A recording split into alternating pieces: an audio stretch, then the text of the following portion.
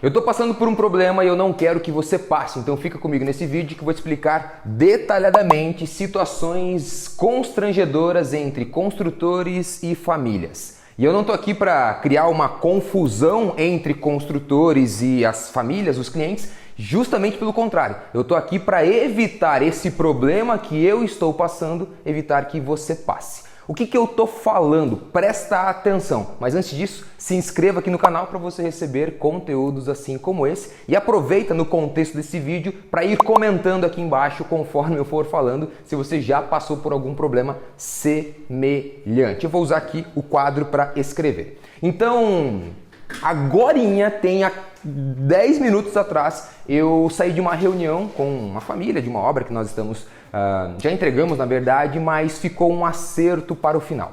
E esse é o grande problema, deixar esses acertos para o final. Mas Marcelo, você com 10 anos aí de obra não aprendeu isso ainda? Pois bem, ao longo dos anos nós temos uma característica que é fazer vários testes. Às vezes nós fazemos um modelo de contrato, às vezes nós fazemos outro, às vezes nós atendemos de uma forma, entregamos obra de outra, e esses vários testes é que nos vão formando enquanto profissionais. E eu estou aqui para compartilhar um teste que deu errado, tá bom? Então, todas as vezes que você faz um contrato, eu estou falando família, tá bom? Que vai construir, e contrata uma construtora, neste contrato vai estabelecido qual é o preço do metro quadrado do porcelanato, quanto custa uma torneira, quanto custa uma luminária ou quanto custa a cuba do banheiro, a cuba do lavatório. Exemplos de 3 produtos, acabamentos que tem na sua casa. E aí nesse contexto você definiu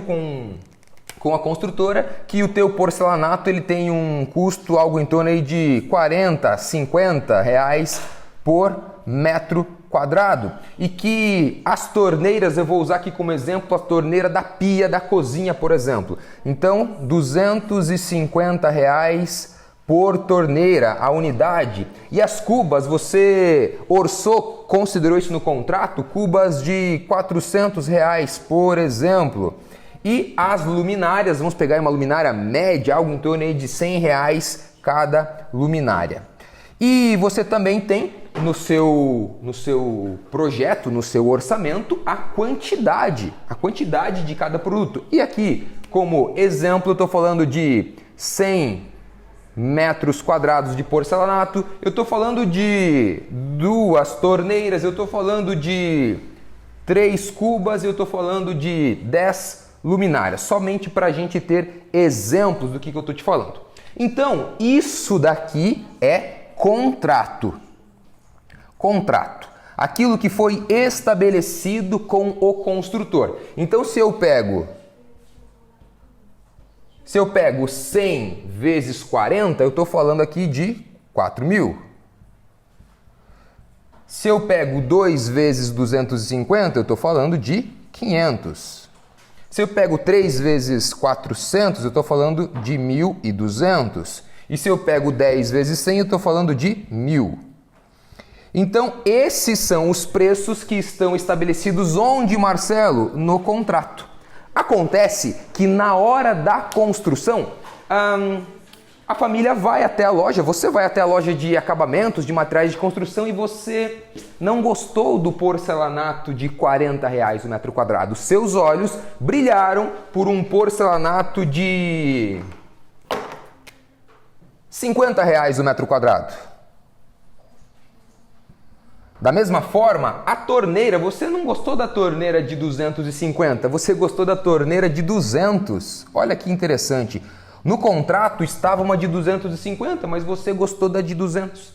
A cuba era de 400, na hora da compra você negociou lá, ou não necessariamente que você negociou, mas você escolheu uma de 350 reais. E também a luminária, a luminária você comprou a de 100 reais. Então aqui a gente já começa a perceber algumas situações, que nas luminárias eu não estou tendo problema. Na luminária eu não tenho problema, porque o preço que está no nosso contrato foi o mesmo preço que foi orçado. Você pode estar se perguntando agora, mas Marcelo, eu preciso entrar no mérito do preço de cada coisa? Ou se você for um construtor, Marcelo, eu não falo isso para o meu cliente, eu passo o preço global da obra e entrego para ele. Aqui eu estou dando um exemplo do contrato que eu negociei, em que existem essas partes, em que eu possibilitei que a família tivesse acesso a essas escolhas. Mas agora você já está entendendo que nas minhas torneiras eu tenho menos custo. Você está entendendo que no meu porcelanato eu tenho mais custo e nas minhas cubas eu tenho menos custo e por sua vez nas luminárias ficou igual. Olha que legal, o porcelanato ele tem uma época que ele vai sendo colocado, vai sendo assentado, que é diferente da época em que as cubas vão sendo assentadas em cima das bancadas, que é diferente, na verdade, torneiras e cubas acaba sendo na mesma época, mas que é diferente do tempo em que as luminárias são colocadas. Eu posso fazer o que eu fiz, na verdade, que é o erro que eu estou te dizendo, é deixar para fazer esse acerto no final da obra. Então, fazer o acerto no final é um erro. No final da obra, isso daqui eu vou trazer como um erro. Sabe por quê? Ou como um grande problema. Porque vai passando o tempo e a gente vai esquecendo de algumas considerações. O preço do produto do porcelanato é esse, mas às vezes a mão de obra aumenta um pouquinho também. O preço da cuba diminuiu, que por sua vez às vezes pode diminuir o custo da mão de obra também. As luminárias permaneceram iguais, mas você vai entendendo que existem situações em que vai mudando. Supondo que esse piso aqui, o que foi comprado mais caro, ele tem um tamanho maior, fazendo com que a mão de obra cobre mais caro por ele. Então não é somente uma análise do produto, também da mão de obra. O que eu quero dizer aqui para você? Eu quero dizer que em cada negociação, então teve uma negociação dos pisos, faça o acerto. Teve uma negociação de torneiras, faça um acerto. Teve uma negociação de cubas, faça. De luminárias, faça o acerto. Mas Marcelo, todas as vezes vou ter que ficar pagando a mais e recebendo? Pago, recebo? Não, você pode fazer esse acerto e ir documentando, recolhendo assinaturas. E quando completa, por exemplo, uma diferença de R$2.000, por exemplo, R$5.000, por exemplo, vocês fazem as transferências. Se a família deve para a construtora, paga. Se a construtora deve para a família, faz esse acerto. Por que eu estou falando isso? Porque agora, no meu caso, no final, nós estamos esquecendo muitas coisas.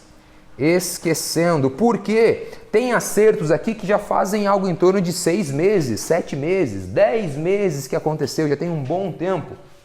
Outro problema, a família pode começar a alegar, quem está nesse processo, dizendo o seguinte: não, mas isso era por tua conta.